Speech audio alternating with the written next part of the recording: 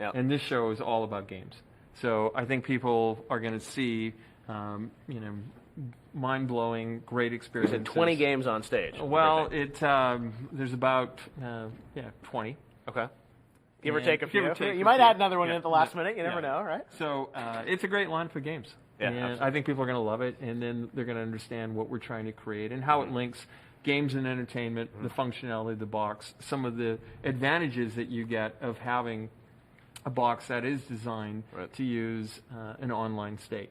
So that, to me, is a future-proof choice, and I think people could have arguably gone the other way if we didn't do it, and fortunately we have a product for people who aren't able to get some form of connectivity. It's called Xbox 360. Right. So stick with 360. That's your message if you don't, Well, people don't like it? if you have zero access to the internet, that is an offline device. I mean, seriously, when I read the blogs and thought about who's really the most impacted, there was a person who said, hey, I'm on a nuclear sub, and I don't even know what it means to be on a nuclear sub, but I've got to imagine that it's not easy to get an internet connection. Probably not playing Call of Duty multiplayer on the sub. Yeah, but I mean, hey, I can't empathize where if I was on a sub, I'd be disappointed.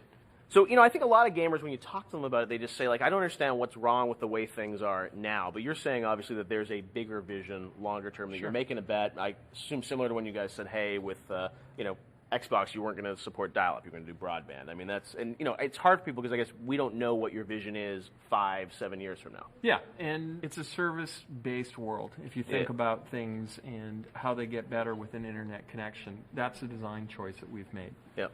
So I think people will appreciate it. It's something that when people experience it, it's easier than having people like me describe it. Right. It really is powerful. And we did a lot of testing, a lot of consumer research, and I think we made a good choice. Did you know or did you anticipate that people were going to push back the way they did online? Absolutely. Okay. I mean, it's a super passionate community of people. Yeah. They're loving what we do. It's very important to them, and they're opinionated, and they're smart.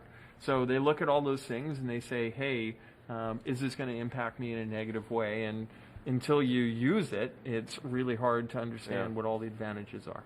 All right, so you're going to win them over is what you're saying, right? Well, even though it's not a win them over, Xbox has been created by gamers for gamers. Right. So I find it kind of ironic when people take a step back and think, look, this is a company that hasn't thought about at its core what it means to have great games experiences. Yep. So we're going to deliver that, and we're going to continue to innovate on the platform, on the capabilities of what Xbox One can do. Yep. And I think in the long run, we'll build a global leading product that people are going to love and embrace. So you got a lot of games on stage here, and I think one of the things gamers wanted to see were more games. Now that people have seen them, seen your vision, what excites you about where games are going in this next generation? The increased graphics fidelity is awesome. The connection to the cloud and what it can mean from a game creation, a game design, how experiences can evolve is super exciting. And as I think about it, when game designers were building products a decade ago, they would think that the majority of their focus was on a single player experience. Right. Then they started thinking about competition inside of the living room, and then they started thinking about what competition could be with an online community. So what we know right now is the majority of people spend a lot of time with multiplayer games. Yep.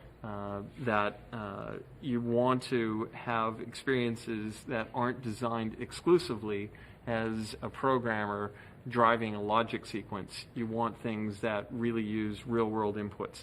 Other players, the complexity of servers where there's tons of data, and it's changing your experience. And I think that's what people are going to come away with, is these worlds are rich, they're alive, there's a ton of graphical fidelity, and I think creators are going to have the best toolbox that they've ever had to innovate.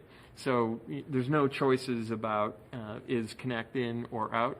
Kinect is in. You're going to be able to use that for voice commands, for gesture, in conjunction with the controller, in conjunction with Smart Glass. That's huge as a creator.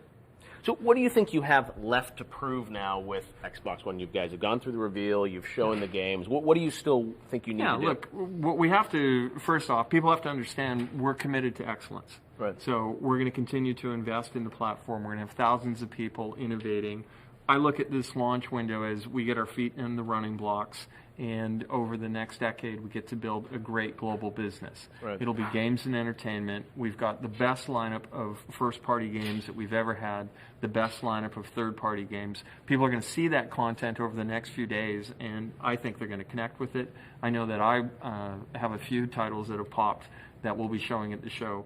Black Tusk, I hear, Black might be Tusk, there. yeah. There's an amazing internal team that's coming together doing some innovative stuff. So, in particular, the start of the show and the end of the show, those titles are just amazing. Huge stuff, and they're coming to your platform. Coming to our platform. All right, well, Don, it's great to hear from you here. I think hopefully gamers are a little calmer once they've seen some of the games. But, as you said, I think the things with, 24 hours, always on, all this stuff, it's like they're going to not... We appreciate the passion. Right. I mean, look, let's just acknowledge it. It's important that people share their ideas. I think people are imagining outcomes that are worse than what we believe it's going to be in the real world. Right. So we designed... the box, we paid attention to what it means to connect to the internet. The average internet connection is working the majority of the day, and people are imagining that it isn't, and I don't think that that's They're the just world that we worried, I live in. think. Sure, Right? I mean, it's changed, Yeah. right? And there was a point in time when people would say, hey, all I want my phone to do is make a phone call. Right. And now you use your phone in richer ways because of that connectivity. People are going to see the same benefits with Xbox One as they've seen with their smartphone. All right, well, we will see it all, I guess, later this year when Xbox One launches, and we'll be all online. Yeah, and thank you, Jeff. We really appreciate your coverage and involvement. Thank you, Don. It's great. Look forward to great. playing soon.